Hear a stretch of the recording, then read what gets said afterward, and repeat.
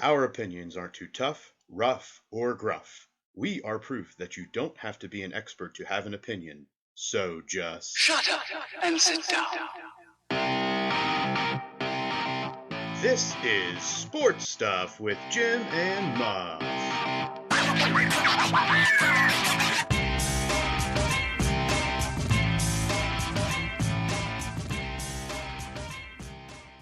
This is Sports Stuff with Jim and Muff.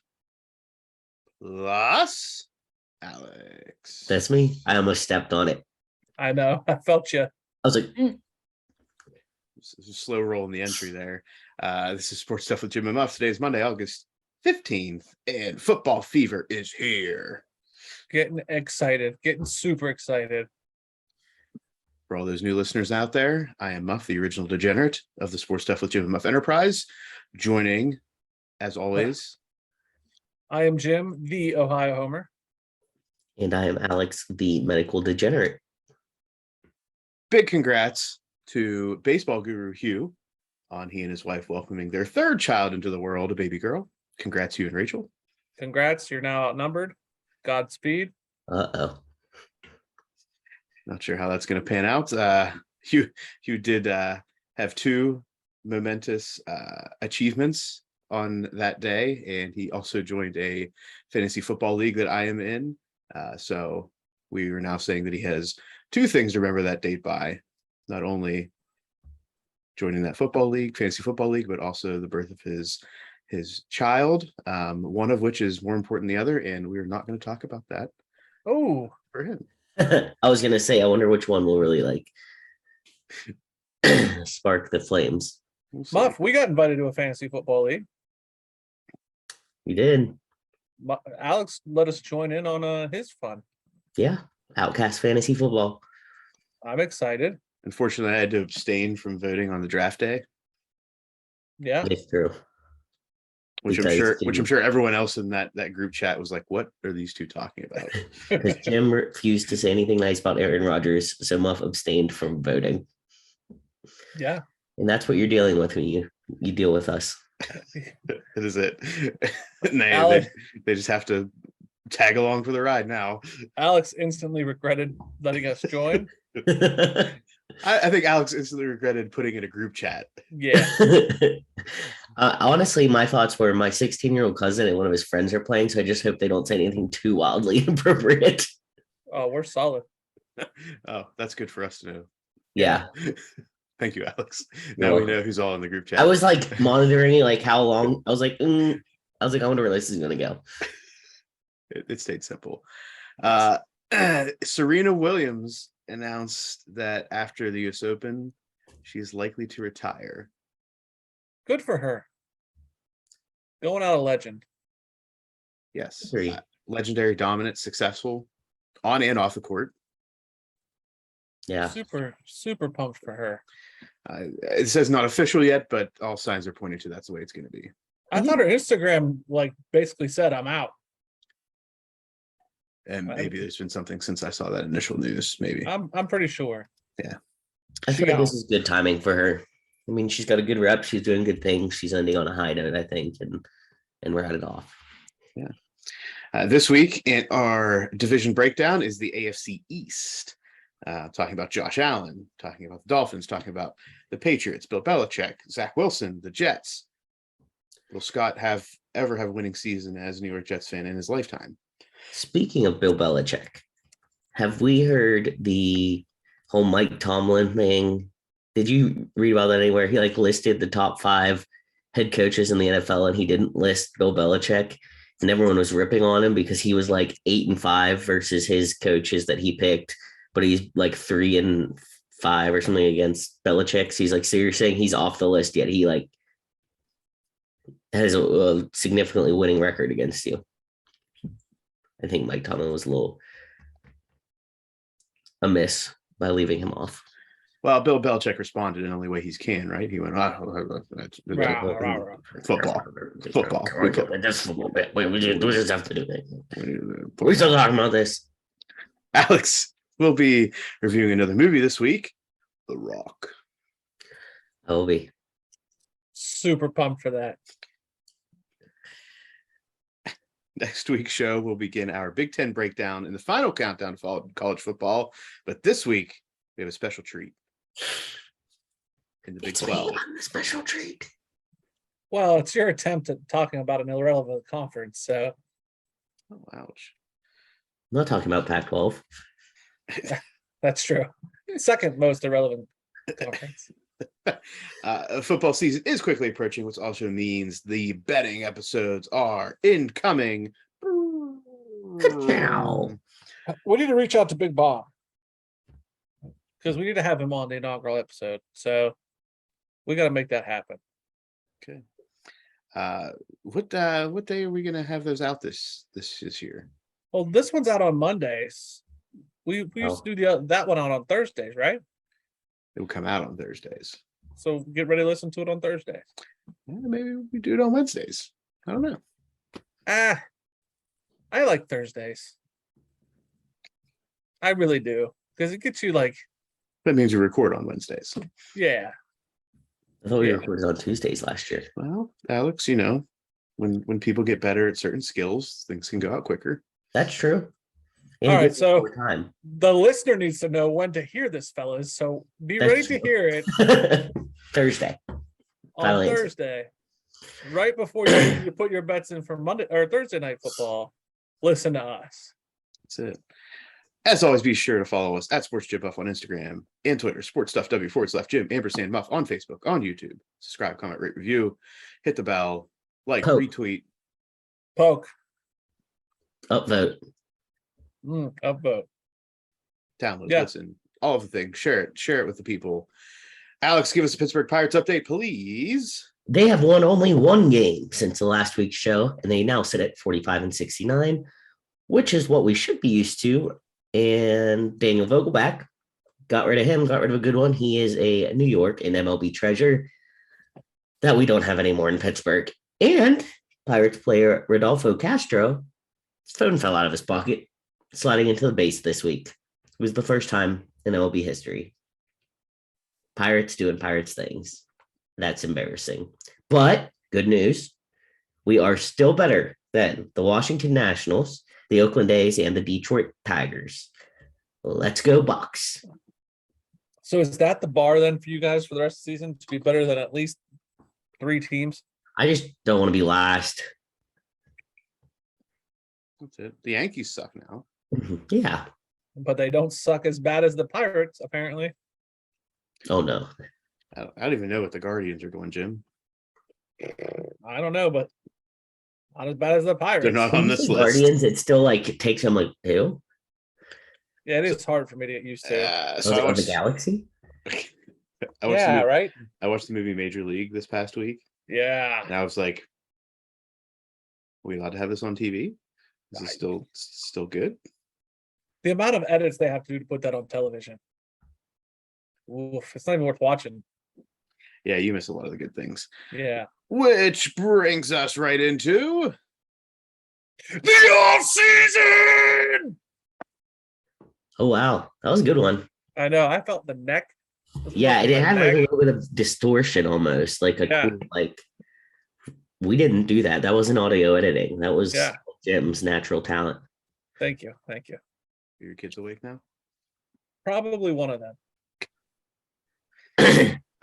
This past week, preseason football obviously started. We'll talk a little bit about that, but a lot of the news came in practices and games, specifically some injuries. Yeah. Yeah. The Jets had a couple issues. First, Zach Wilson went down with a non-contact knee injury. What did our Twitter call him? Cougar bait. Cougar bait. Probably one of the best things to come out of our Twitter. We Well- called him the Cougar bait. What Epic. is it wrong? No. It's not wrong. Turns out to only be a bone bruise and a slight tear in meniscus, I believe. They say he's going to be down for about 2 to 4 weeks, so should be back up. Correction. Just read a thing before I got on the show that it's gonna be determined by the scope. So they think it's a meniscus tear. Alex, you're gonna have to jump in here. They think it's a meniscus tear and they think it's a bone bruise, but they're gonna wait until they scope the thing to be 100% sure how long he's going to be out.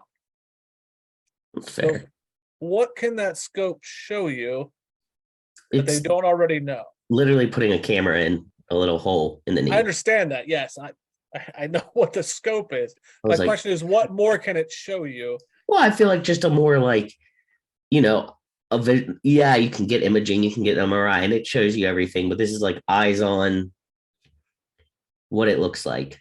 You know, I So don't it can know. go from like a slight tear to a full tear.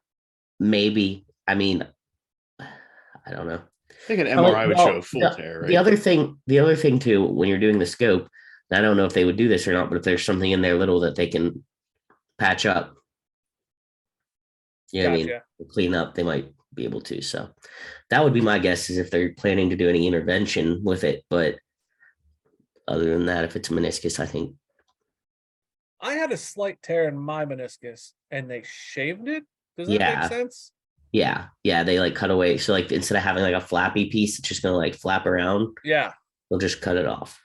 And so then, like, I was good to go in 3 weeks. Yeah. Like, but I wasn't NFL good to go. First off, let me make that correction. Like, I was good to go. Like, I could walk. And Now I he was felt NFL okay. good to go before he had the partial meniscus tear, but it really set him back after. Right.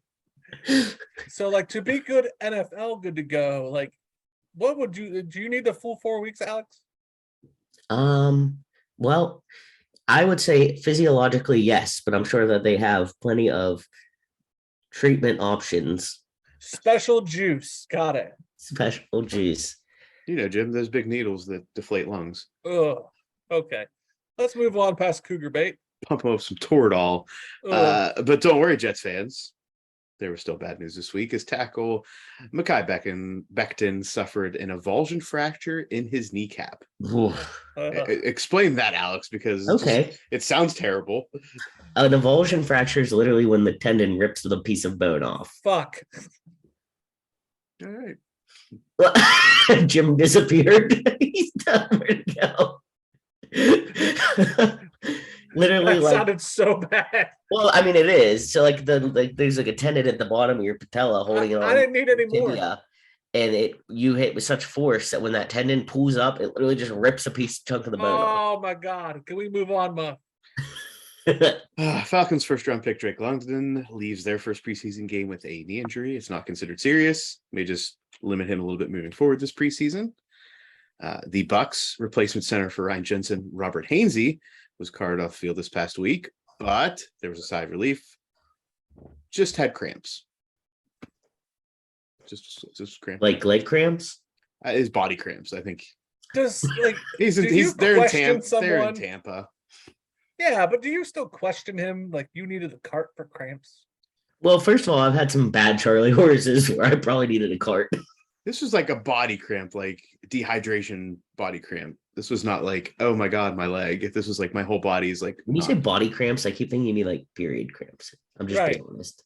Like, that's why I said leg cramps and like linked, and you're like, no, like body cramps. I'm It like, was like, ugh, like, you know, they brought him. They brought. Like, I mean, Robert Hainsey is the backup. Like, I mean, he may not be in the best shape of everybody in the world, and you know, it's hot, Tampa.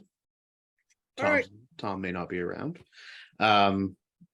Before we get into Tom Brady, Alex, you do a little Steelers chat. Kenny Pickett. Since I know you tossed this in there, not Jim. What? I really thought it was Jim, but I guess it was me. Kenny Pickett goes 13 for 15 for 111 yards and 2 touchdowns and leads a game-winning drive. Go, Kenny. I mean, I still think Mitch Trubisky's going to start, but good on you, Kenny. Hey, you did miss that Nick Harris, the starting center for the Browns, is probably going to need season-ending surgery. So while we were worried about who's going to be behind him, he is also down. He was like, I don't even want to be a part of this. He suffered a bad injury on like the first play of this last game he was in. And I'm pretty sure he blew out a knee. So that happened in Browns. So if the Browns didn't think their life could get shittier, they had some of that Jets recipe. The Browns having a shittier life. Yeah. Just so perfect.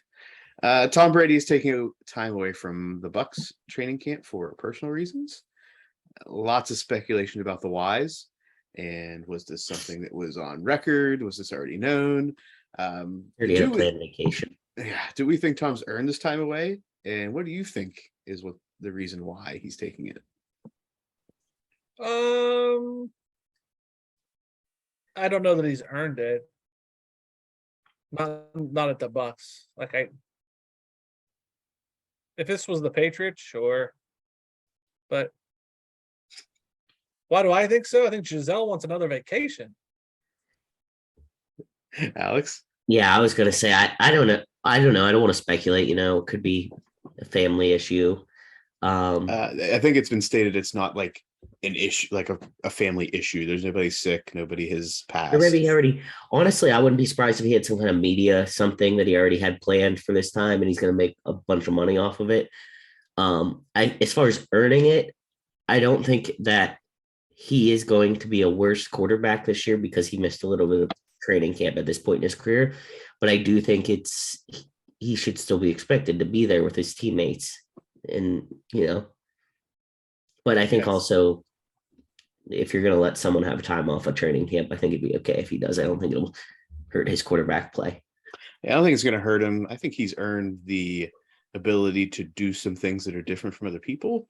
And my speculation is in that brief period he was retired, he planned something and then he came back. Thank and you. It's like, by the way, guys, there's like this 10-day period that kind of told some people I'd do some stuff. I agree.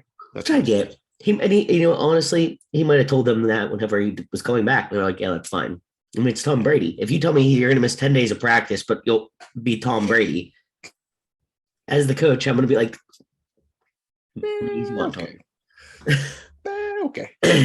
Ravens gave kicker Justin Tucker a 4-year, $24 million extension with 17.5 guaranteed. Is he worth that money? Yeah. I agree.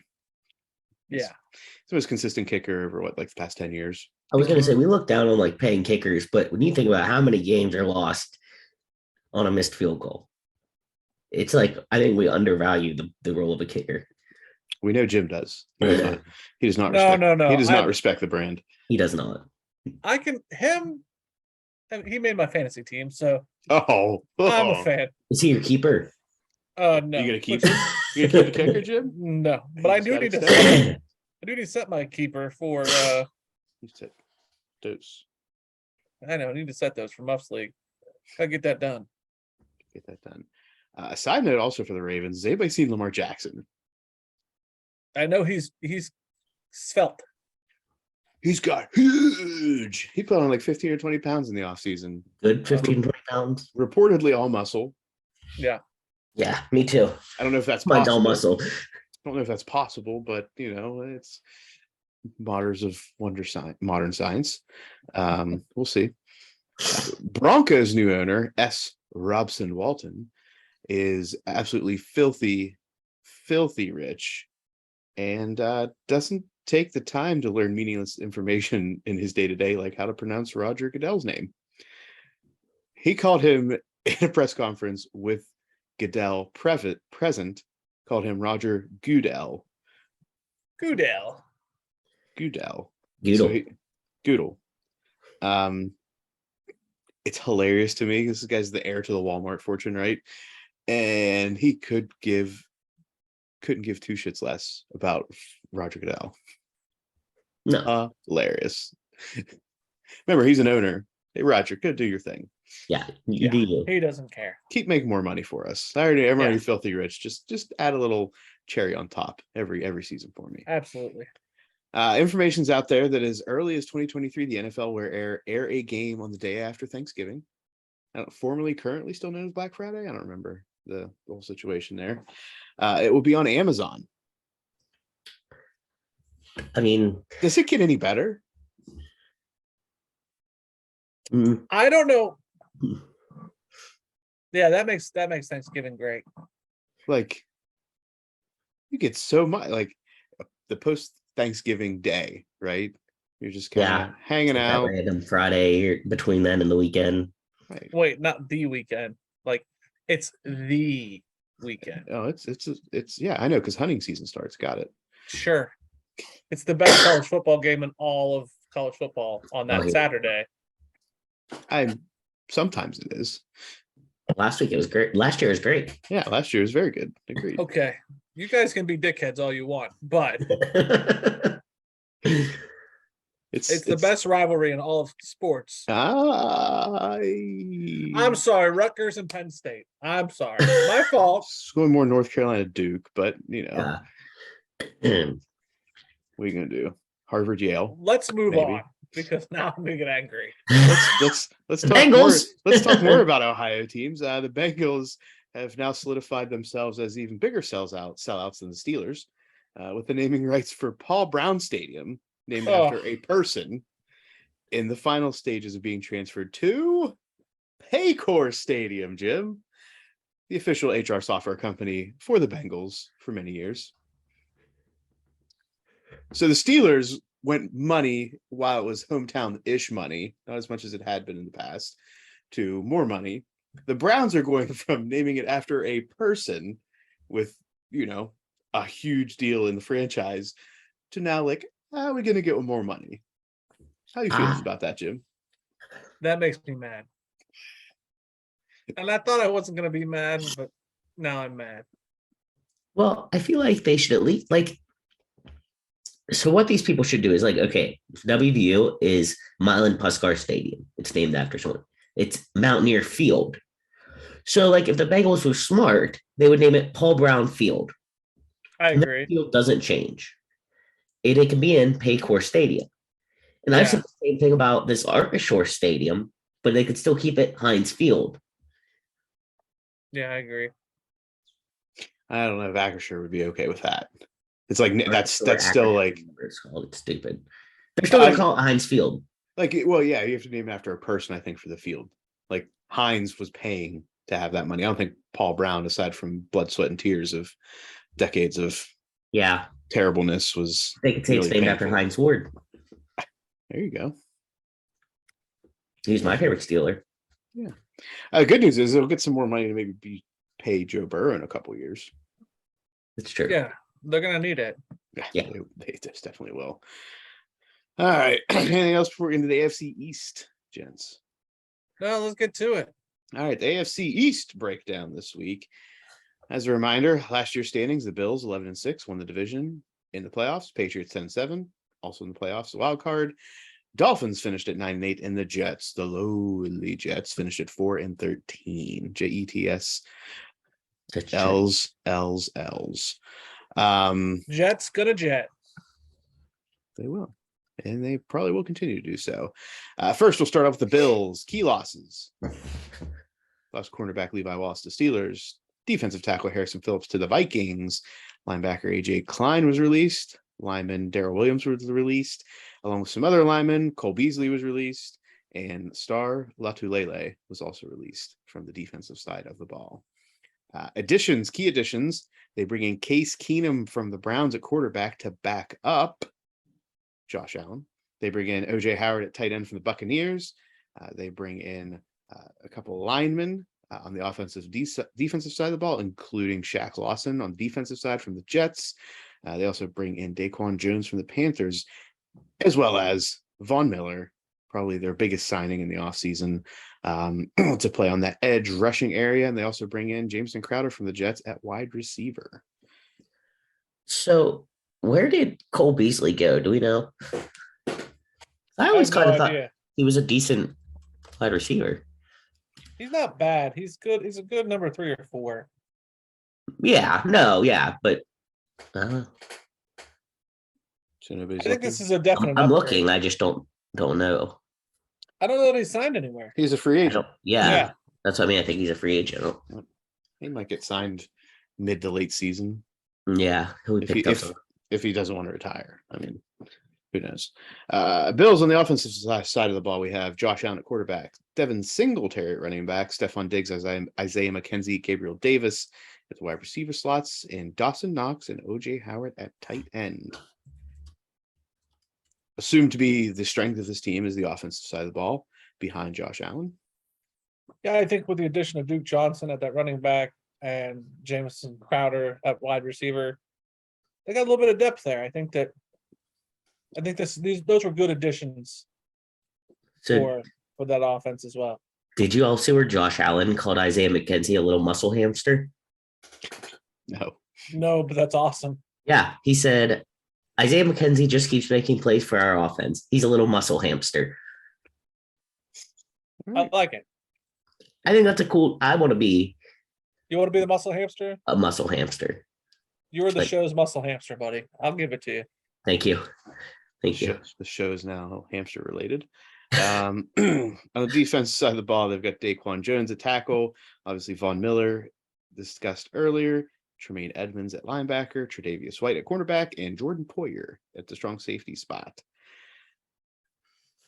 Defensively, I mean, they did enough last year, obviously, to do what they had to do, and Von Miller coming in is supposed to be a big addition for them. Hopefully that pans out in the end for the Bills. Questions for this team. Will Josh Allen show that he's a guy and be a true MVP candidate this season? I'm leaving that to Muffneck. Moving along, can the defense slow down opponents to allow the offense to do its thing? Yeah, I think they'll do well with Von Miller as well as a veteran captain. All right. And will the running game be able to keep defenses from pinning their ears back and attacking Josh Allen all year? Yes. Yes. Jim, thoughts? Bills? Yeah, I think so. I think it's a good addition. I think that defense is what the area that they lack in that division that they need a defense. I don't think they'll push them over the edge for Super Bowl. If you want my God's honest truth. Hand to God, Jim does not think the Bills are going to go to the Super Bowl. No. I think the defensive side of the ball is where I'm concerned. Von Miller's great. Von Miller's also slightly not old, like He's old. older. He's older, and I'm just curious if how they're going to manage his load throughout the season. That's my concern. Next, moving on to the Patriots and Belichick. We talk football. We're going to do stuff. Losses for the Patriots: Chase Winovich on the defensive line, quarterback J.C. Jackson, lineman Ted Karras. Gunnar Olszewski goes to the Steelers and makes an immediate impact in first preseason game. I was just gonna say, yeah. They released Kyle Van Noy, who many did not think that was going to happen because he was like one of Bill's guys. So that'll be interesting. For fullback Jacob Johnson, which is interesting because they do not have a fullback in their offensive scheme this year. They also lost running back Brandon Bolden to the Raiders and lineman Shaq Mason to the Bucks. Additions for the Patriots: linebacker Mac Wilson as part of a trade with the Browns, quarterback Terrence Mitchell from the Texans, Ty Montgomery from the Saints, and Malcolm Butler coming over from the Cardinals on the defensive side of the ball at cornerback. They also re-signed Brian Hoyer, James White, Trent Brown, James Ferentz. James White just retired, Oh, did he? right? Maybe. Hold please. Maybe not. Devin McCourty at safety, the special teams guru Matthew Slater, and Nick Folk kicking the ball. Yeah, I think you're right, Alex. I think he did retire. He did. Yeah. So I said it and no one agreed. I got nervous. Yeah, he retired. He had that season-ending hip injury last year, and then I think my guess is he came back and just kind of just decided it was time. Maybe he participated in camp in a few days and was like, this isn't going to work. He basically just said it's been an honor to represent my family, teammates, and the people in New England, blah, blah, blah. Just basically that it's time. He wants to be with his family. Good for him. On the offensive side of the ball, the Patriots have Mac Jones, who? Mac Jones. At quarterback, running back Damian Harris, Ramondre Stevenson, and Ty Montgomery, all in that backfield. Wide receiver spots, they have Devontae Parker, who came over from the Dolphins, Nelson Aguilar, who came over from the Eagles, and they welcome back Jacoby Myers, who had a breakout year last year. And at tight end, they have Hunter Henry and Jonnu Smith. Johnny Smith, he came from the Browns, right? Sounds correct. Or no, Titans? Sure. No. You can figure that out later if you want. He came from somewhere that was not in He New was England not last year. originally there. Yes. Yeah. Got it. That's the one. So that's looking on the offensive side of the ball. I think Ty Montgomery is a good pickup for them. He's gonna fit in well to that amoeba running back scheme. The defensive side of the ball, they have Matthew Judon and Devin. Amoeba? Yeah. Like, It's just an amoebic mass Okay.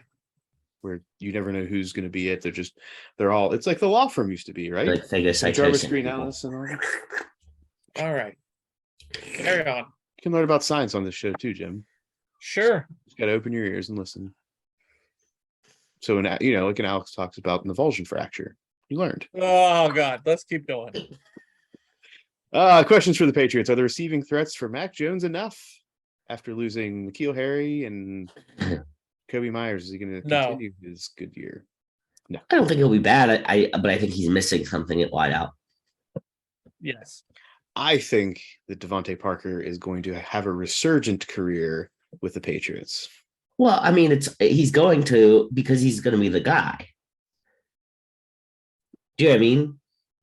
Like, he's not playing like if he was on a team with other good wide receivers. I don't know that I would believe that statement. But out of him, Nelson Aguilar, and Jacoby Myers, I think, he's going to be the guy, and you're fine. I think it's because he had Tua thrown to him last year. Is the defense going to hold up? Obviously, the defense has typically been a bend, don't break mentality, and they're usually coming up with key turnovers at opportune times. Do we think that's going to happen this year? I think it's going to be the same philosophy. Bend, don't break. I don't know how long Belichick can go without star weapons on either side of the ball. I agree. Yeah, I mean, they're kind of coming up with a new generation of will they be stars right now, which could be an issue. So I'm with you there. I think the defense is going to be serviceable, but they're not going to stand out and do anything to put the team over the top. Which leads to the last question: over under 10 wins.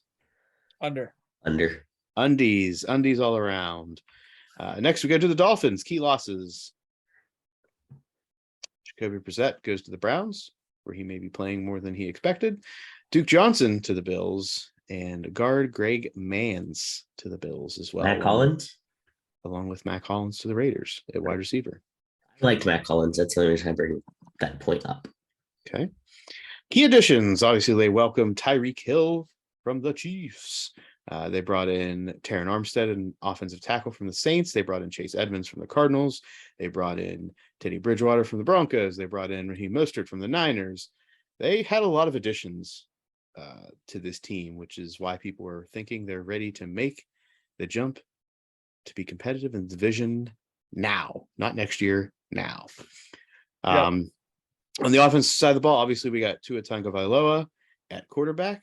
We have Raheem Mostert, Chase Edmonds, Sony Michel at running back. I did not realize Sony Michel was there until I looked at the depth chart. Mm-hmm. I didn't know that either. Yeah, and at wide receiver they got Tyreek Hill, who joins Jalen Waddle from last year, and at tight end they have Mike Gesicki. On paper, with minus Tua, that looks like a really good offense. Hey. Nice. I agree, Alex. Hey. Tua's serviceable, but he's not good. I can't wait for you two to eat your words. I'm not saying I just said wait. Tua's serviceable, but not good. He's not going to be. He will be good.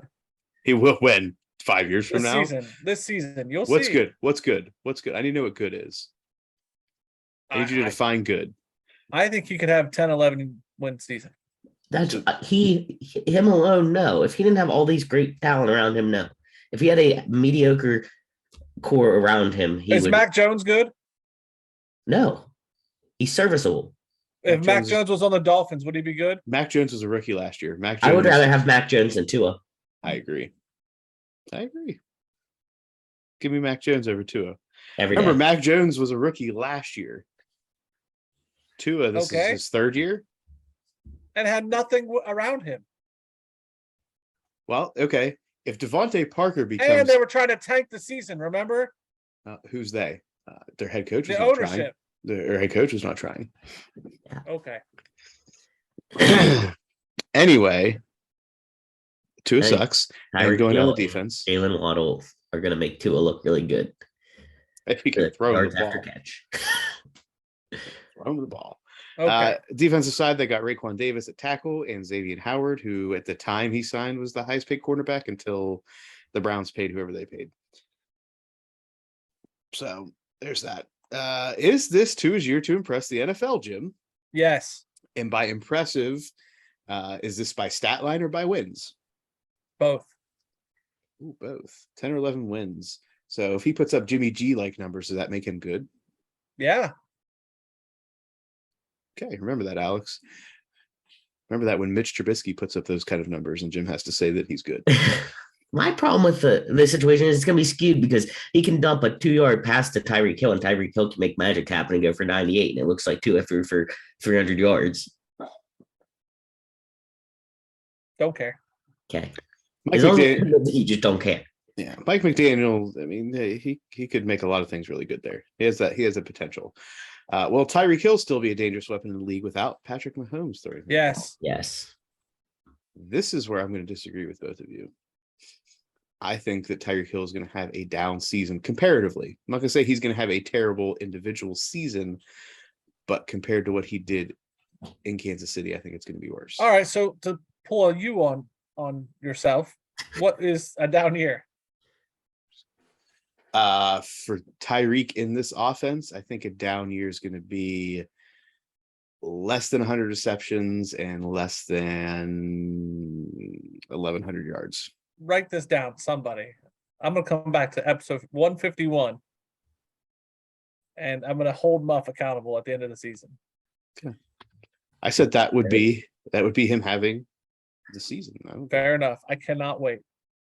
Oh, remember, Jim, write that down because you're the best at remembering to write things down. I know, right? Hold on. What was the stat line? Alex, this is Jim's burden to carry. I'm gonna carry it. Okay. Never mind. I won't write it down in my notebook. Is Mike McDaniels ready to make this team a true competitor in the division? Yes. Now. Yes. This year. Yes. And lastly, Do we even have to cover this? we're going to talk about him just because I think we have to at least say something. God. The Jets are in the AFC East. All right. Good. We did it. Good job. They've got players. They drafted Brees Hall. Zach Wilson's there still. Jim, they have a wide receiver that you should want to talk about a little bit. Yeah. No. Don't care. Okay, and they drafted Sauce Gardner also. Yeah. I think the biggest pickup was CJ Uzma. Uzama. Yeah, sure. If that's how you want to say it. I think that's how they say it. He was So- good for the Bengals. So I think that's the biggest pickup. Okay. Other than that, Sauce Gardner will be good. Yeah, he's playing. Brees for the Hall Jets. has good potential. Zach Wilson's not terrible. Garrett Wilson's good. I mean, Is he? What Okay. kind of numbers is he going to have then, Jim? I don't think he'll have great, numbers in the NFL. He was great in college. Oh, so he's not good yet then. We'll see. It's a wait and see. But he's on the Jets. You just said he was good.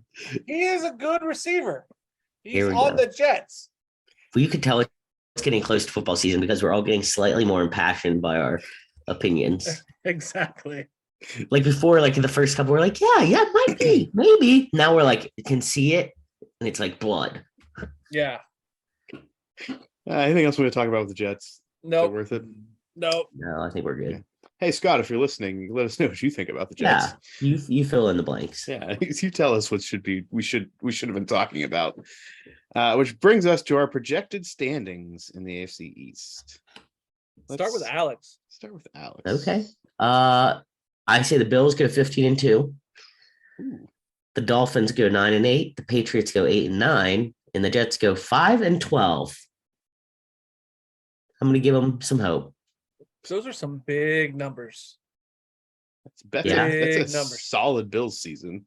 right? All that takes is a I'm Josh telling Allen you. injury to Listen. put that in the shitter. Well, yeah, but I picked my thing based on no injuries. I'm not thinking like, well, you know what, someone's gonna get hurt. It's the NFL. People always get hurt. I'm sorry, but I think they're going to. I would not be surprised if they're going to run their conference. So there's 6 wins right there. Jim? I got the Bills at 13-4, Dolphins at 10-7, Patriots at 9-8, Jets at 3-14, and that's just because I felt bad. We all have the same order. It's just the wins are different. I have the Bills at 12-5, winning the Too division. low. I have the Dolphins at 9-8. The Patriots I have also at 9-8, and I have the Jets at 4-13. So we're right in the middle of that 3-5 mark that Jim and Alex had. I think the Bills don't go any lower than 14 wins. Write that down. Episode 151 is where we talk a lot of shit, and we better be held accountable for it. We'll do a review of episode 151. Yeah, It's like, I mean, people hold Stephen A. Smith accountable a month later. yeah, we need to be held accountable for this one. Yeah, we're setting a good example, Muff. Held accountable. The listeners have to hold us accountable. We don't have to hold each other accountable. That's true. This ways. Good All right. grief. And that wraps up the AFC East and the NFL talk this week. In this week's edition of The Offseason! Seeing as how we're getting extremely close to college football, I would like now. Oh man, I ruined my own intro. I would like now to break down Good grief, this is the Big 12. a stroke. The best conference in the land, Big 12 football. The best. So- I can't even get the intro right.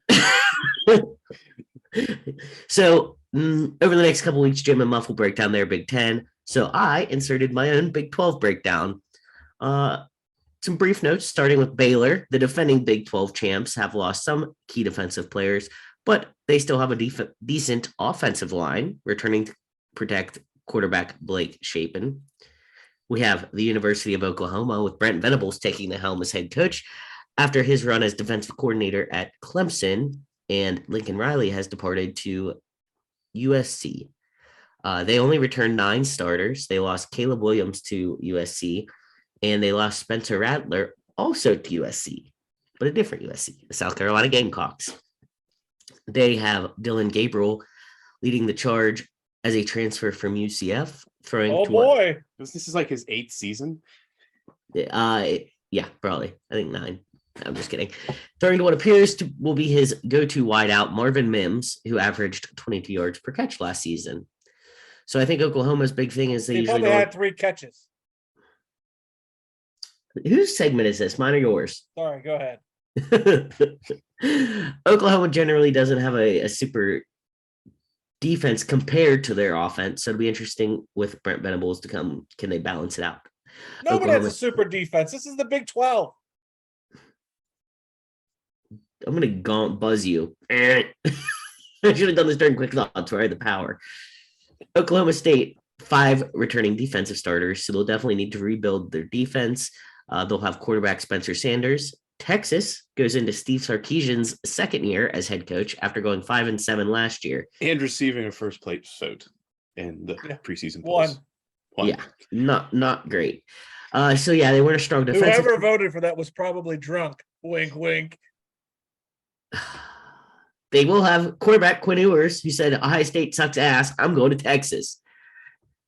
Sorry, that felt good. I had to get it out. And running back John Robinson to round out a solid offense. They also retain receivers Xavier Worthy and Isaiah Nair. Kansas State has running back Deuce Vaughn and quarterback Adrian Martinez, who's a transfer from Nebraska. Also in his 7th season in college In his football. 5th season, he has been known to throw a lot of interceptions, though, and they only have 2 starters returning to their offensive line, so I have some concern there. So does Kansas State. They got Martinez. Iowa State brings back 8 starters. Quarterback Hunter Deckers replaces Brock Purdy, and running back Jarrell Brock will replace Brees Hall, and they return a wideout Xavier Hutchinson. TCU has a new coach in Sonny Dykes from SMU. Gary Patterson left last year, and this will be the first head coach change at TCU since 2000. They returned running back Keandre Miller and wide receiver Quentin Johnson. The defense was pretty bad last year, but they're returning a lot of talent, and with some experience and a new defensive coordinator, like to see some improvement. Nothing from the peanut gallery on that one. We're So TCU are we fans. allowed? Okay, if we're talking about TCU, are we allowed to say horns down to them without getting fined? Since they're the Horned Frogs, That's a good point. They don't have the same kind of horns, Buff. Horn Right. frog down. but Frog smash. what if we did this at a TCU game? Are we gonna get in trouble? Well, yeah, you can't do the horns down. They at have all. like a lot of horns, so I feel like you'd have to be like, Yeah. Whoa. What was the cupping motion we just did from the? well, I was doing like all of the horns on the frog's back. It looked like you were cupping. Let's move on to Texas Tech. Texas Tech. First time head coach Joey McGuire, who does know Texas football. He was a head coach in a high school in Texas, and he also was an assistant at Baylor. Texas Yeah, Tech. that sounds like a great resume. I coached high school football. I could do this. High school football in Texas is a hell of a lot better than high school football in a lot of other states. So, That's true. I'll give you that. I retract that statement. okay. Running back duo. I got paid more money there too. I know, Oh, right? Running back duo, Sir Roderick Thompson and Taj Brooks will lead the offense. The defense will need some more work this year. I feel like again, Running theme in the Big 12. defense. Defense needs work. I know. I should have just not mentioned. I should have done a Big 12 offensive review. Kansas. Last season, they actually ended up with some bangs. They upset Texas in November and then ended up losing to TCU by 1 score and WVU by 1 score. So they left the season with some momentum. They're returning 16 starters. They picked up a couple of good defensive players in the transfer portal and have some solid returning pieces. Could this be the year that they get out of last place? Yes, they I will. agree. Yep. There we go. That man's building something down there. I know. I'm not saying he's building a champion, but he's building something. Something that's not a last place contender. Right. And last, but certainly not least, the West Virginia University Mountaineers. Neil Brown heads into this season after being 17 and 18 in the last 3 seasons. I don't want to say it, but he might be on the hot seat this year. They only returned. Jim, just F off. Isn't this a thing? Don't we do this? Yeah, they're for the kickoff. First Good job, down. Hey, we found our key. WU. First down. They only have 3 defensive starters returning. The defense will be led by Dante Stills. They have quarterback JT Daniels, a transfer from Georgia, that will be protected by 5 returning O-line starters, led by the new offensive coordinator, Graham Harrell, who does know JT Daniels from their time at USC, and a good receiving core, including Sam James, Bryce Ford-Wheaton, and Caden Prather. At running back, they have a Clemson transfer in Lynn J. Dixon and will return Tony Mathis. So I think we have a really good offense, bro, and hopefully, Dante Stills is good, and we can get a couple more defensive guys to step up. Might have something special here. Alex. Something special. Ooh. Jim, lick my butthole. No, hold on. Whoa, Alex. From this breakdown, I feel like that's like the 3rd time I've had to say that to him. Alex, from this breakdown, and I know there might be some bias in here, but there is no reason why WVU should not win the Big 12. Texas, duh. They're supposed to be there's no clear winner. The problem is right now in the Big 12, there's no clear like that's who's going to win the Big 12. I think it's almost anyone's conference outside of like Kansas, no offense. But like Alex, I'm just saying, don't hype me up, Jim, because I'm going to start believing it. I'm going to get disappointed. I can't do that to myself again. Oklahoma just had to fire their defensive coordinator for some bad things he said. And they don't really have a quarterback. Texas has Sarkisian, and they might have a quarterback stable, but like they don't have a defense. They're not well rounded.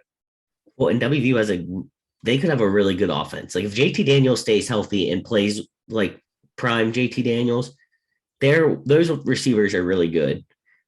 Our running game will be fine. And Graham Harrell's not going to be a bad offensive coordinator. Depending on what time of year you run into Iowa State, to me, that's the only threat to WVU. Excuse me. Yeah, but Iowa State, I'm not as high up on them without Breece Hall and Brock Purdy there anymore. Yeah. Like personally. I'm not saying I'd they say won't have the a time solid of team. year. You're saying later in the year is bad?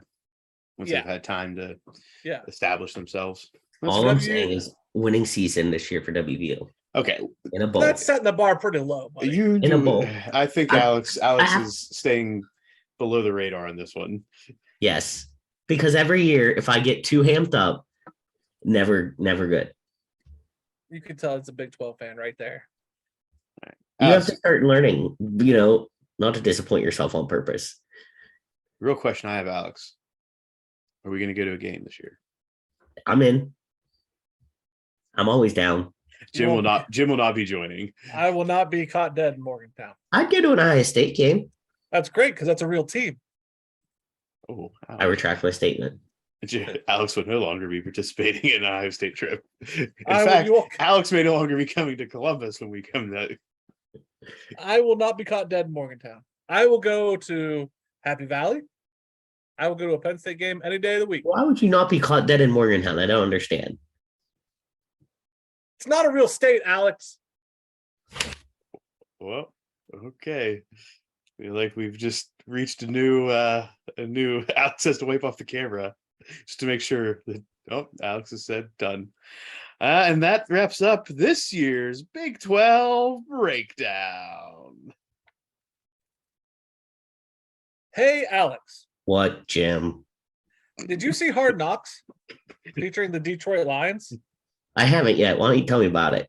Let me tell you, buddy, Okay. I have never seen a Hard Knocks in my life, but loyal listener Connor, all the way in Ireland or England, I don't know which one he's at right now. Is he in a real country?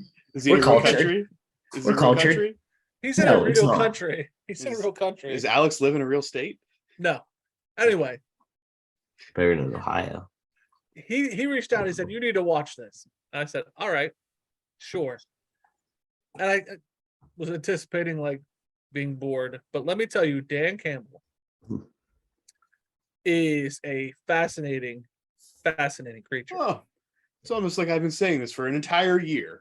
Yeah, let me And tell you. nobody, oh, Muff is just being Muff, is talking about this guy. He's probably not super cool. I've been talking about Motor City Muff. Dan Campbell for a year, and you've not jumped on board. I'm on, buddy. For the first 7 minutes. Wait. Never mind. Go ahead. For the first 7 minutes of Hard Knocks, he gives a speech. Okay?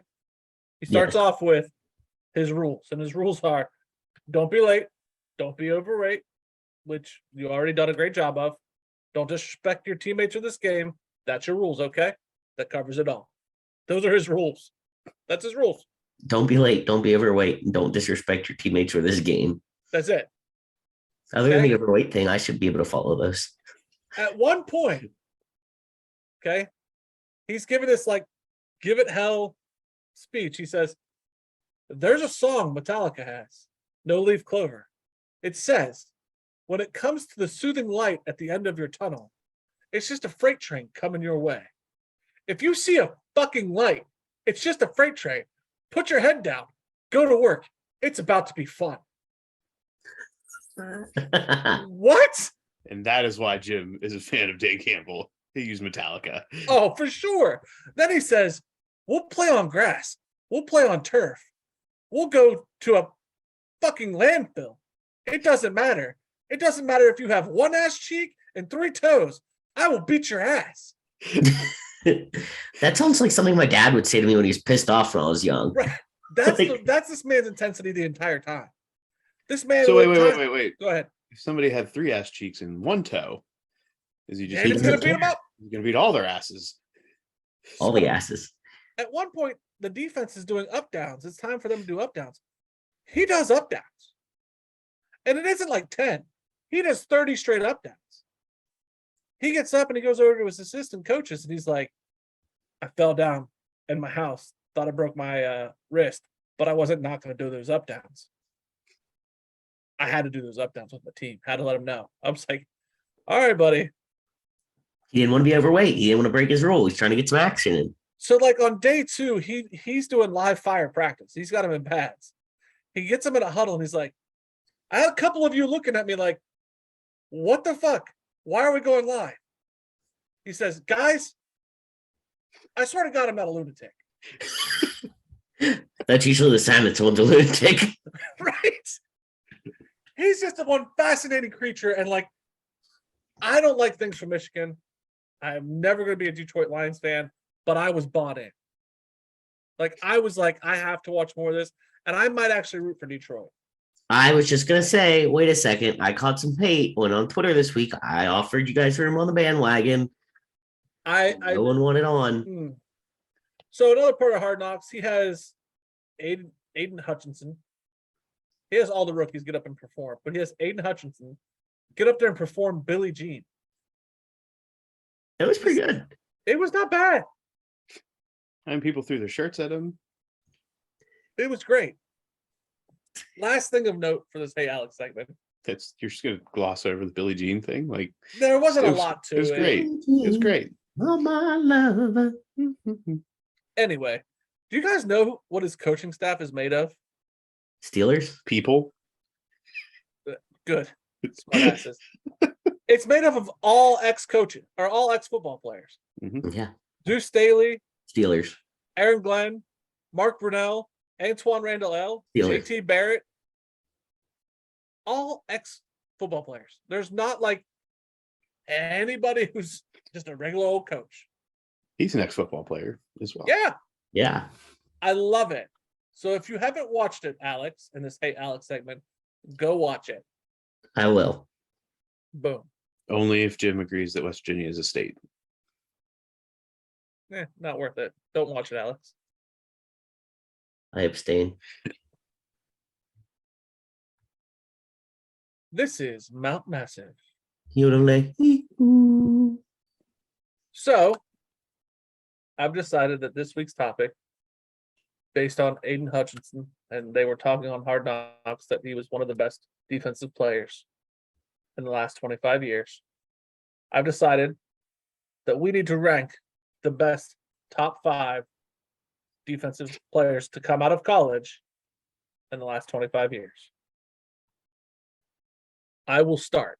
And this is a 5-1. This is 5-1. You had to rank this. This is no like amoebic mass of This is players. in random order. This is my top 5. Okay. Ndamukong Suh from Nebraska is 5. Cam Hayward from Ohio State is 4. Steelers. Got Ed Reed from Miami. James Laurinaitis from Ohio State. And Charles Woodson. Yeah. Charles Woodson, huh? I hate that. It was stomach turning. That's why you had to put 2 Ohio State players in there. Exactly right, Buffy. Exactly right. But the man won a Heisman. I don't know how you can turn it down. Right. So those are my top 5. Okay. I go to Muff. All right. My top 5 from 5-1. 5, I have LeVar Arrington, absolute monster at Penn State in the 90s. At number 4, I have E.D. Reed, boy, the best safety you ever seen, boy, Ed Reed from the Miami Hurricanes. At 3, I have James Laurinaitis. There were multiple options to consider from Ohio State. I think he is the one that makes the most sense. At 2, I have Aaron Donald from the University of Pittsburgh. In Pittsburgh, he was a monster just like he is now. And 1, I don't think this is really very undisputable, although others may think differently. Charles Woodson, Heisman Trophy winner. It's got to be him. So when I did my list originally, I thought Charles Woodson was out of the. Ooh, he's right on the cusp. Yeah. So I didn't put him on my original list, and then I just stuck with it because I don't know. I mean, I know it. I'm not denying by not having him on my list. He would be my number 1, but I kind of had him as out of the. Yeah, Muff pulled a sneaky on me. When I saw him on the list, I was like, damn it, Muff. And so I couldn't not have him on the list. So Yeah, I I like just your didn't change list. mine. Stick with your list. There's no hate in your list. And West Virginia may be a state because you did good. So you've redeemed yourself. Go ahead. Thank you. So my list, I think, is a little bit different because these are like the players that growing up, I like when I think of like big time defense. Again, I'm slightly younger than Muff and Jim, so sometimes my like time frame is skewed from them. So number 5 for me was Julius Peppers. I remember watching him a lot. Luke Kuechly is my number 4. 3, Ndamukong Suh. 2, LeVar Arrington, and number 1, James Laurinaitis. I love your list. Muff, my only issue with your list is why isn't Ndamukong Suh on your list? Because Aaron Donald is my defensive tackle. Yeah, why? because Aaron Donald was an absolute force. You just didn't watch him because he was playing in a conference you didn't watch. Yeah, I think that's NFL bleeding into college on you. That's my opinion. I'm upset that LeVar Arrington didn't make your list. And I thought you would be, but that was me not giving you the Penn State bone. So Yeah. You have 2 defensive tackles, and one just happens to be from Ohio State. I'm an Ohio State guy. Like, you didn't think defensive tackle was going to be on there twice? Come on. Honorable mention, I believe, still in that 25 years, Sean Taylor. Yes. I Yeah. believe he was in that time frame, and I couldn't put 2 safeties from with Miami on the same list. Yeah, that was hard. I couldn't. Yeah, not going to happen. Yeah. So if you, the listener, has a Mount Massive list you'd like us to hit on, give us your opinion. I was gonna put Aiden Hutchinson on my list just to piss Jim off. I'm glad. Oh my God, I would have been so mad. I know, because you liked my list. Now I'm like, no, I'm glad I don't list my list. Jim never likes my list, so I was like happy with that. That was a good list. I Thank liked your list last week. You did. The You're right. Royal I Rumble was just about to take dead it on. back. The video game list you liked. Yeah, that was a good one. I'm gonna say We're gonna try. honorable mention defensive tackle Jordan Davis from Georgia. You know, what's his face from Georgia? That's an announcer. David Pollock. ESPN. David Yeah, Pollock. he was on there too. And I was like, I can't put him on here. I don't like that man. I like him. I just he was part of a defense that did well. He just was not. He was a different type of dominant. Like, he didn't overpower people necessarily. He was like a little before his time on the inside of the defensive line. I tell you what, I'm gonna actually not let the listeners pick next week. I'll tell you what next week's Mount Massive is gonna be right now, live on the episode. The top 5 players from our individual teams. So I'm Ohio State, Muff is Penn State, Alex is WVU. Okay. Bring forth the top 5 players from 1986 to now. I was gonna say all time, but I don't want to see some old timey BS. You want to see Kurt Warner, the original Yeah. Kurt Warner? I want to see 1986 to now. So when Muff and I were alive to now. Gotcha.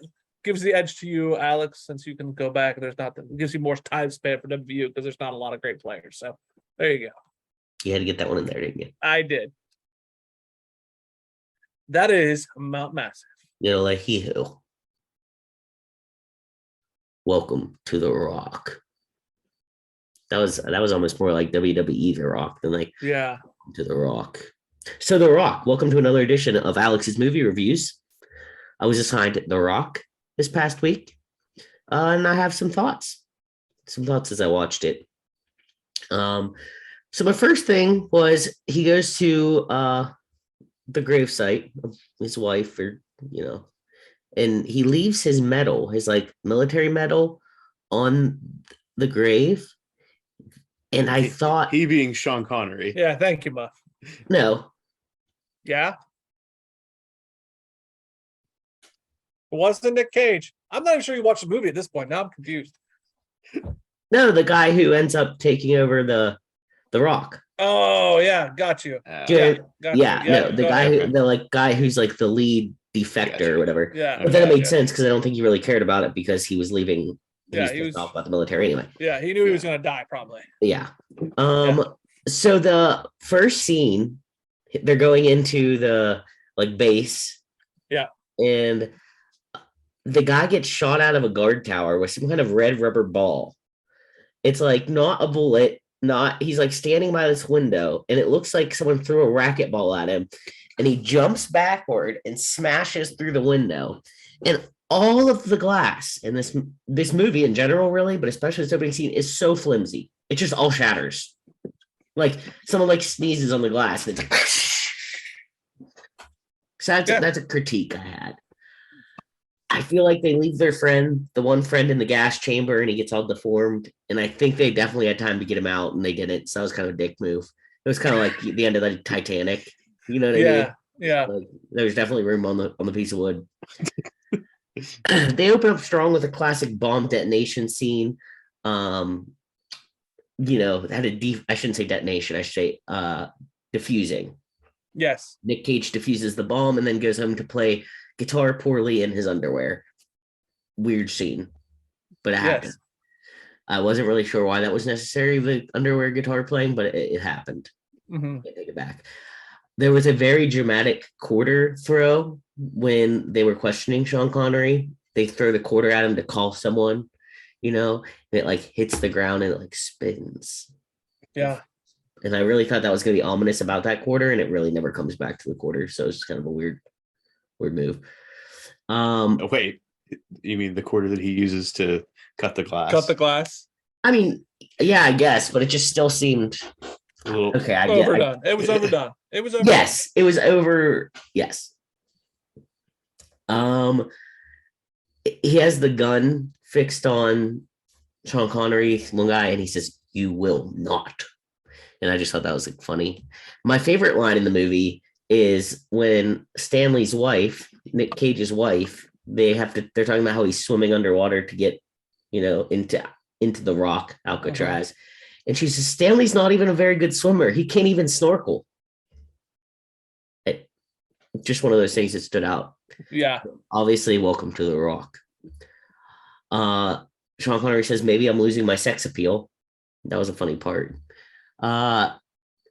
So here's another one. So they say the F word throughout this movie a whole bunch, right? Right. But then there's a line where Nick Cage says, I'll kick the out of a bunch of Marines. And like, I feel like it was just going to be shit, but you've just said the F word so many times in the movie. Whatever. I was distractedly nervous whenever anyone be holding up the little balls of green glass. Yes. So right whenever I'm writing this note about this, because I like the whole time, every time they pick them up, I'm like, I'm like, don't clink them together, don't drop, like whatever. I'm like freaking out. And then that one drops and it's rolling and he runs and does that like dive, catch, whatever. Yeah. Yeah, that was a lot. That was a lot. That was a lot for me. The needle to the heart. He had to put the atropine in the heart. And you finally had to do it. Yeah. Never thought he would. And I loved the final part of the story at the end when Mason, aka Sean Connery, is with him, and he says, "What happened to him?" And he looks up at him. He's like, "He died." So I thought that was cool. He Vaporized. A human can do that? Oh yeah. So he tells him he ripped up the plea bargain or whatever, and no spoilers. I mean, I thought we were past that with some of these movies, but yeah. So overall, I give it 2.5 Busch Lights. All right. It was a little notch below Con Air, but it was enjoyable.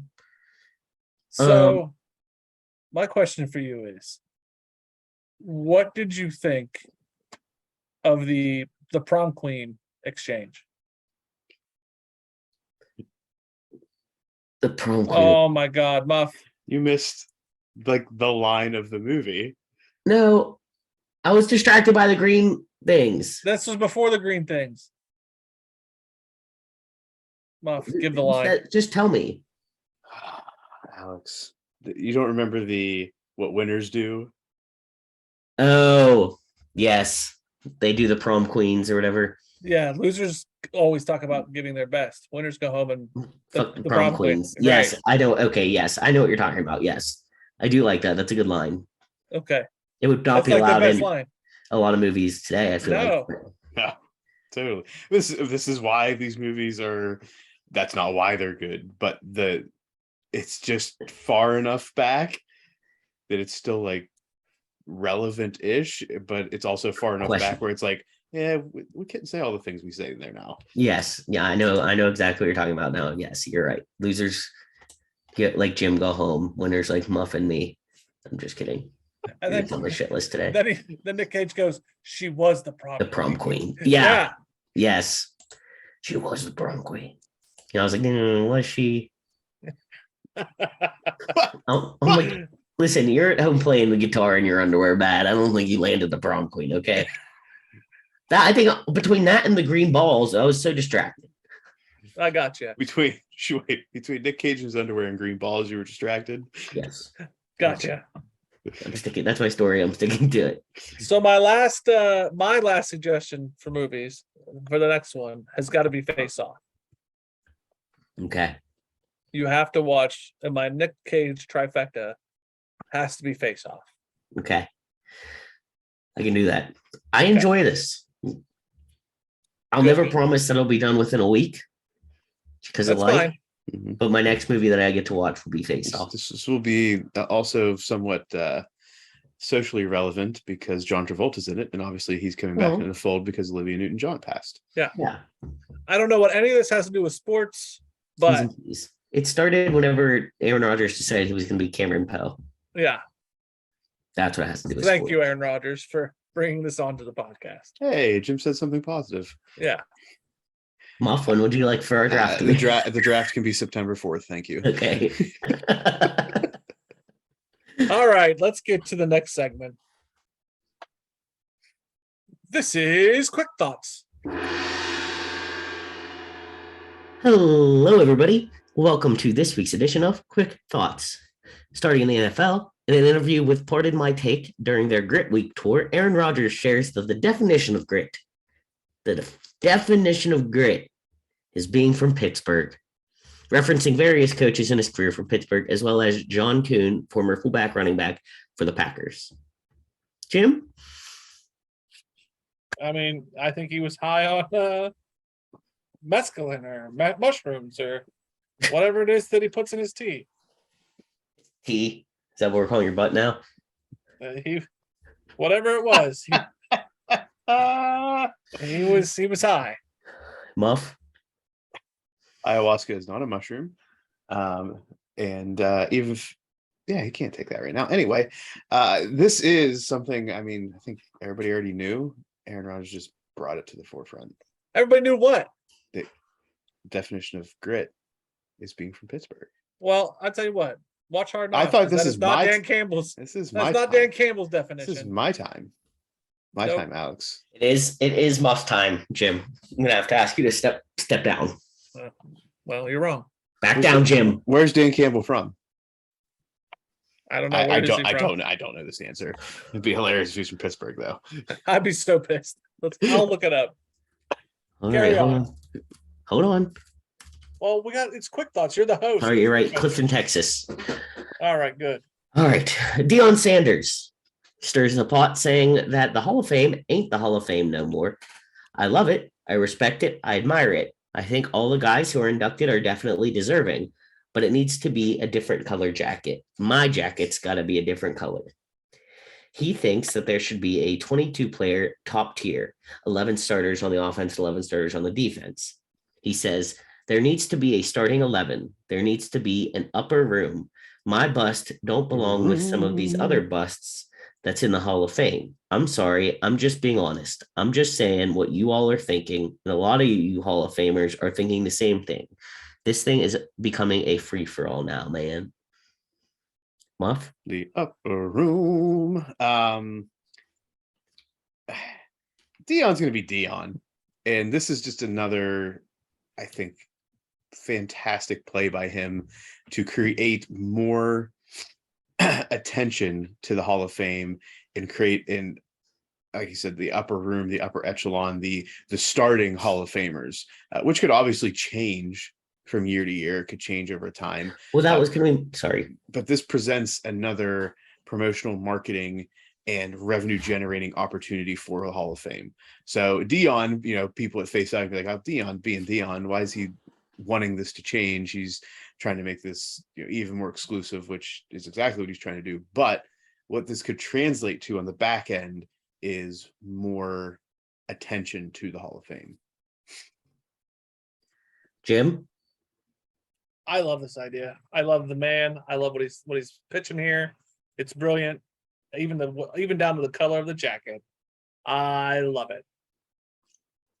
I personally don't, but what color? Okay, Alex, since you don't like it, what color would this other jacket be if you had to make it another color? Alex? I don't know. Blue? Like, here's my problem with it. And The color of Northeasterners going to the boat club and Hall of Famers. well, it can't be brown. I was going to say silver, but silver just looks like gray. So it's just going to look like a suit jacket. It's going to be something that's a color that'll stand out, you know? It can't be green. That's Masters. It's going to be like red plaid. I think you let Dion design it. Here's let him my live. problem with it. I don't like that he's pretending like, oh, I'm not downplaying you guys, but compared to me, y'all don't. You suck. And I don't really like that attitude to take about it. I don't disagree necessarily. It'd be interesting to see if there was like a kind of like an upper level. Like once you were in the Hall of Fame, the next thing was like once a year they pick someone to like promote to like this upper echelon of talent. Do you get kicked out of the upper deck? Well, that was going to be my question. You say, okay, you want 22 starters. Well, someone gets in the Hall of Fame that's better than you. So then you kicked off the starting roster? Because that seems a little weird to be like. I'm okay with that too. I don't know that I like that. I think it's weird. I don't have a problem with what he's saying, but honestly, my take on it is just let less people in every year. 3 people every year. Because all of a sudden it's going to get a lot tighter. I'm okay with let's go. Because right now they're allowed anywhere between 4 and 8. I don't know. NCAA football. The Big Ten is on the verge of $1 billion deal with CBS for exclusive coverage of its games as CBS's deal with the SEC expires after this year. The deal will reportedly exclude ESPN and Fox. Is this the best move for the Big Ten, and how do we see this influencing the future of the conference? I hate this deal. Absolutely, positively hate this deal. I think it's asinine. I think the coverage it's great for the Big Ten, but I hate SEC coverage on CBS. I hate the announcers. I hate the presentation. I hate the exclusivity that they have in their CBS app. I hate their formatting. I hate everything about CBS and the way they do sports. I hate it. Well, chase that money, guys. Chase that money. Oh, absolutely. $1 billion.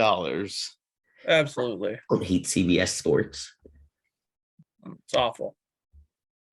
Whatever. Texas coach Steve Sarkisian said on Friday that wide receiver Ajay Hall, who transferred from Alabama this spring, has been indefinitely suspended after being arrested on Thursday night by UT police on a criminal mischief charge.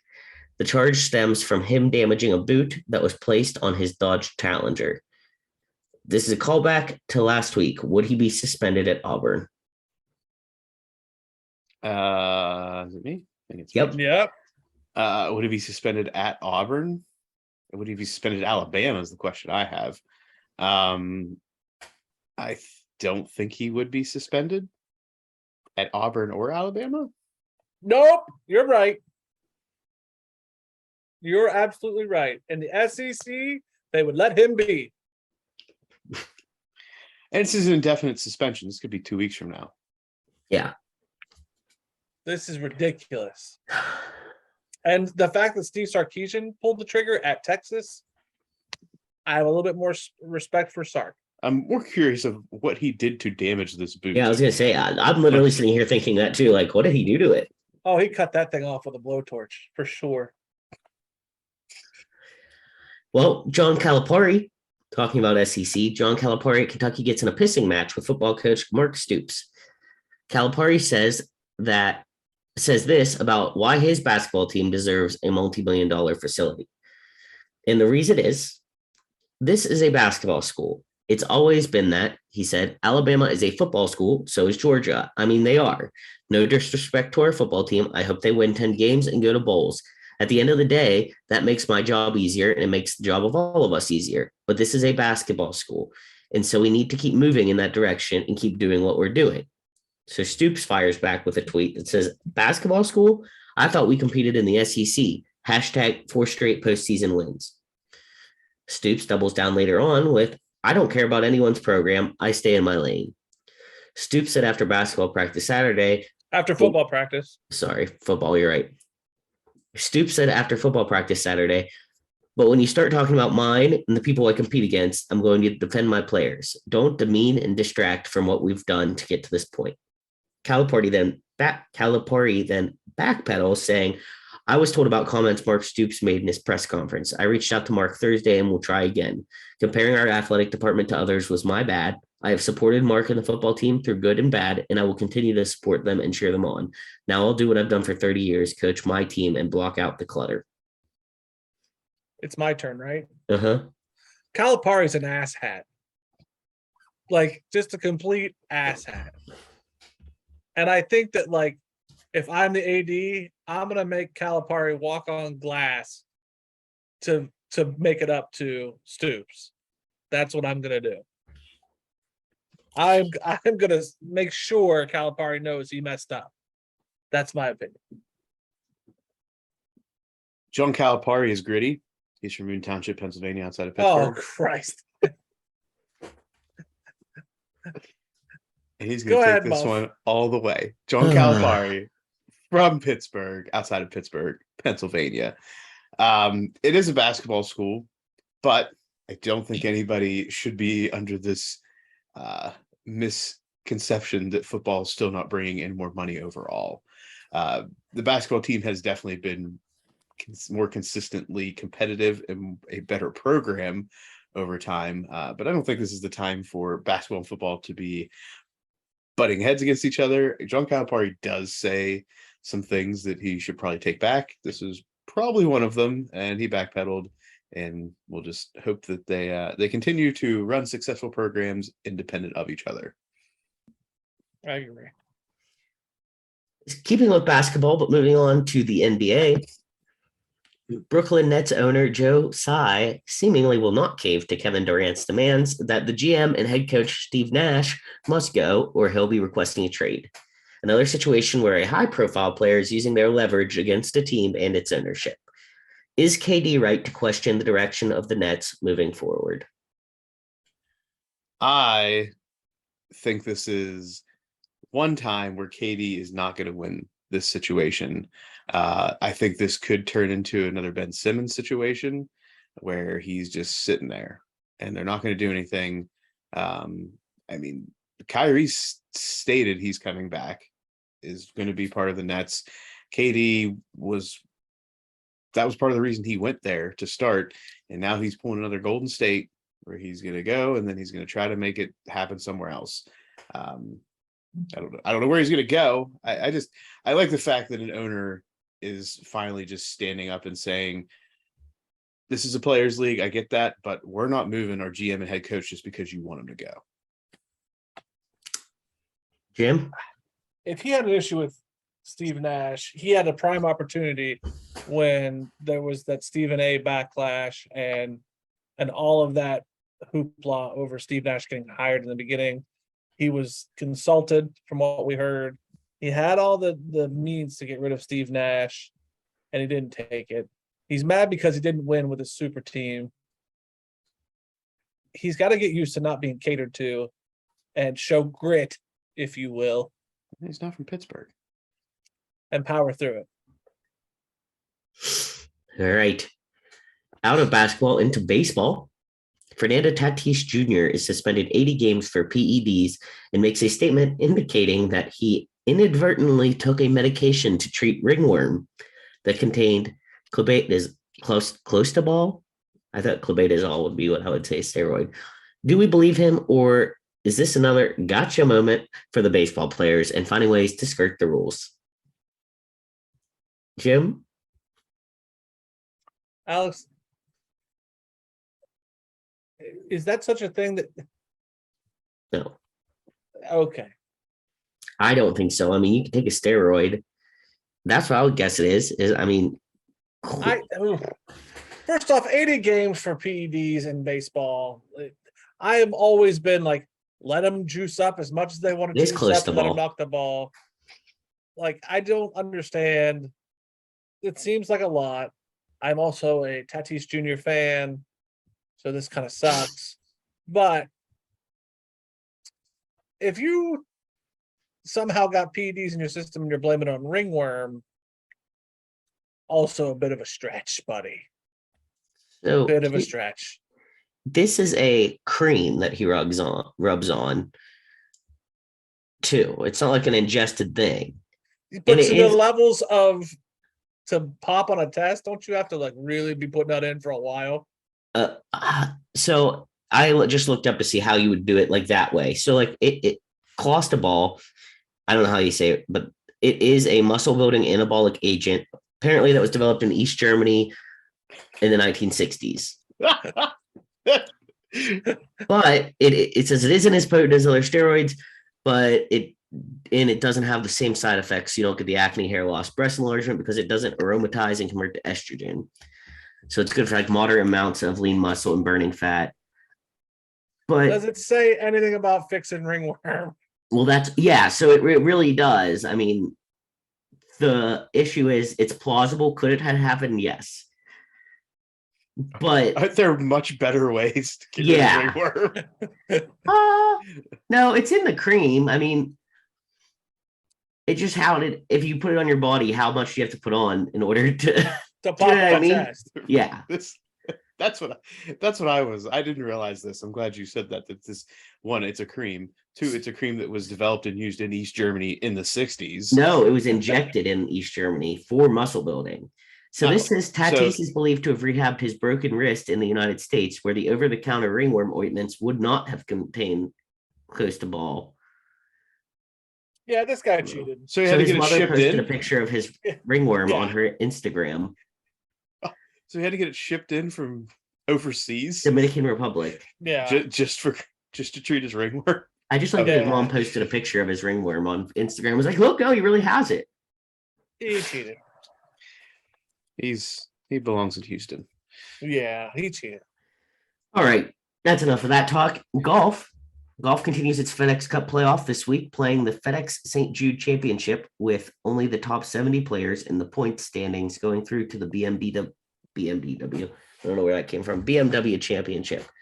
But the talk is still about the Live Golf with Cameron Smith, still reportedly planning to go that way after the PGA Tour season. Is this still newsworthy? And is the PGA doing a good job downplaying this threat?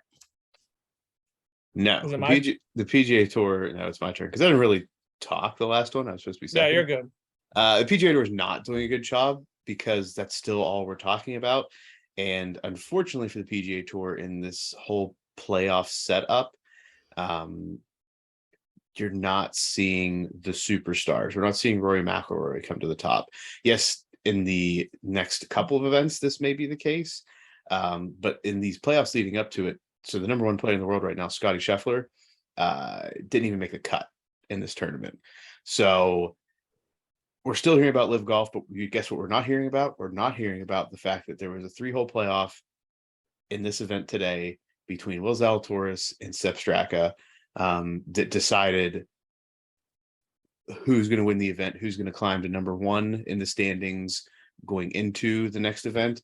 And we also didn't hear about the fact that some journeyman pro was the 70th and barely made it by like less than 5 points in their point standings. So the difference between somebody getting to play another tournament and get guaranteed money versus somebody not being able to was over a course of the season was decided by like the fact that he finished one place higher this week than somebody else. So there's some drama going on, but the fact that these big name players are not the ones that are part of a drama is showing why Live Golf is still winning this battle in the media. I think golf lost a golden opportunity coming out of the pandemic. The PGA had all the momentum and they pissed all over it. So Live Golf is going to capitalize and they need to hurry up or PGA is probably going to be an afterthought. I don't know about that. That's my thoughts. That's These fair. are my quick thoughts. Those are your quick thoughts. Moving on to women's sport, we had one of our listeners, Rachel, basketball guru, toss a couple items in the ring regarding the WNBA. The first is that there was an end of game play that saw the Mystics' Natasha Cloud attempt a long-range jumper from 3 at the end of the game to tie it up, and another player seemingly fouling her on the attempt. No call was made, and it wasn't even looked at from the replay. How do you feel? That seems ridiculous to me that like it is a shot that matters in the game. Why aren't they looking at it? It's just ridiculous. Muff? So I watched it. I watched this when Rachel sent it our way. I'm the person who was tweeting back at her. I did not think it was a foul. I did not think it would in the end, and this is again slow motion after the fact. But the fact that it wasn't even looked at on replay seems pretty bad. If you have the option to look at things in replay, and this is a reviewable thing, why are we not looking at the end of the game? It wasn't to win the game; it was to tie it up. But that's still an important I'm gonna throw this plot twist into the ring. plot twist. If this was the NBA, would this have been a bigger deal? It would have been on replay. If Yeah. it was a reviewable play. That's the one thing I don't know is the foul that they were talking about reviewable. It looked like the person got all ball on the shot. Rachel's point was the foul was that this person did not have the room to land, right? So you can't impede somebody's landing zone. This is I don't think it was a foul said and done, but if this was reviewable, it should have been reviewed. Them's my thoughts. All right. The other WNBA topic we have, their struggles continue with commercial flights. They entered another round of issue when several Sparks players had to sleep at the airport after their cross-country flight was canceled at 1 a.m. local time and rescheduled for 9 a.m. Players were offered rooms at several different hotels because there was not enough space at one location. But because of the location, late hour, and early flight, some chose to sleep in the airport Monday morning. Thoughts? Muff, it's on you, buddy. And we've talked about this. I don't think this is going to change anytime soon. And that's unfortunate. But until this gets to the point where people are losing money because of these situations, then we'll hear about it. This is again another plea from me to high profile people, not just in the NBA world, but just generally in the sports world.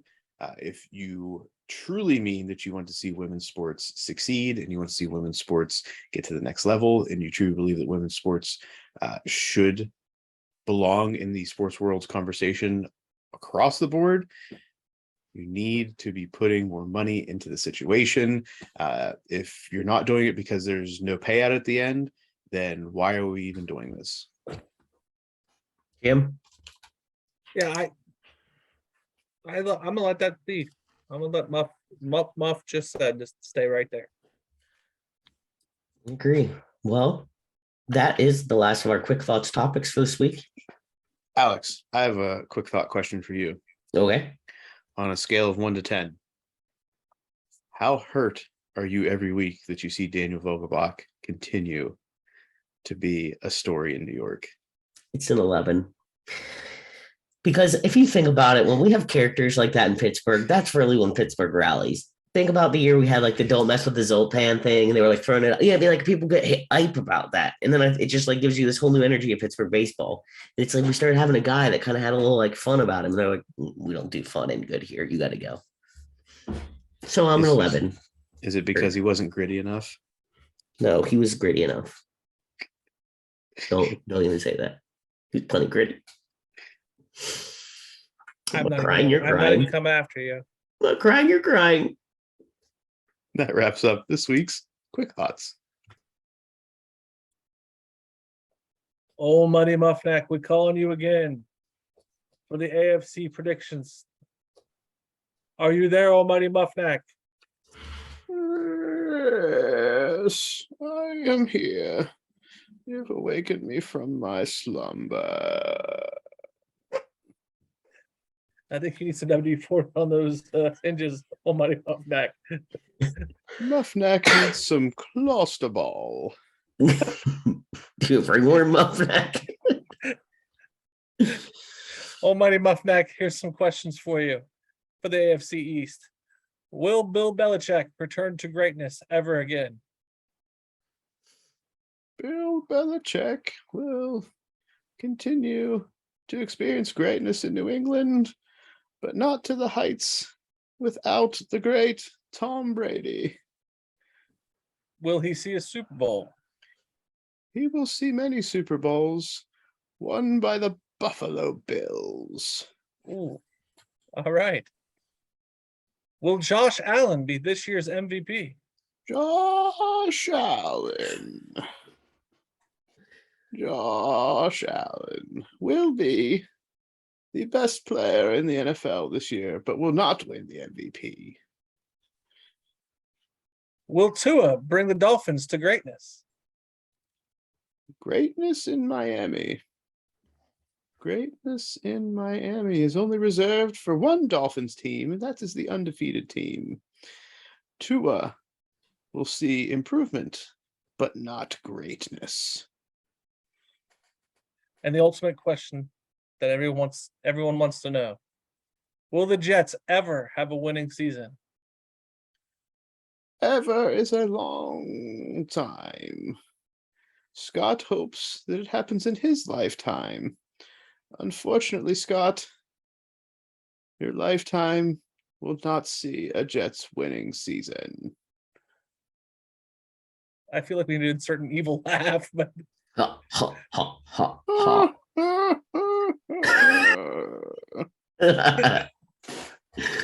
thank you, Almighty Muffneck, for this week's Bring predictions. on the Cougar bait. Oh my god. Thank you, Almighty Muffneck. Can we have Muff back, please?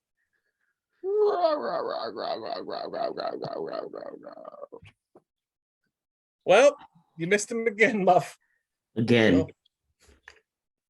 Muffneck's been he's been getting prepped for betting season. Yeah, he's gonna have some good predictions. I think you should have the Muffneck pick of the week if we can con him into it. Muffneck Millions. Ooh, It's like, that should be a hashtag. it's like Brewster's Millions. Yes. Have you watched that Better. movie, Alex? No, what is that? Okay, never mind. This is not one that's going to be added to your list, just so you know. Don't. Oh. It's Richard Pryor. Muffneck Millions. That is great. We're gonna put that in for a betting show. It could be like Muffneck's lock bet. The real question I have is, are you two going to do the Risky Baboon or some? No. Maybe late in the season, maybe. Yeah. The timing has to strike right. Yeah, exactly. Exactly. Risky baboon. That's what you called it, wasn't it? I know. Yeah. Rafiki. That's what it was. It's the Risky Rafiki parlay of the week. All right, ends another episode of Sports Stuff with Jim and Muff. As always, you can find us at Sports Jim Muff on Instagram and Twitter, sportstuffw.com/Jim Muff on YouTube, on Facebook. Like, subscribe, rate, review, all the things on YouTube. We've been pumping out some content on YouTube. Get into looking at our reels, comment on things, share it to your story, at people in the comments. Do what you got to do to get more people listening to us as we get into football season, because that's when we shine. In order for us to get our shine on anymore, even more shine, Even more shine. even more shine, get shinier. You all know what to do. You have to tell a friend, make a friend, be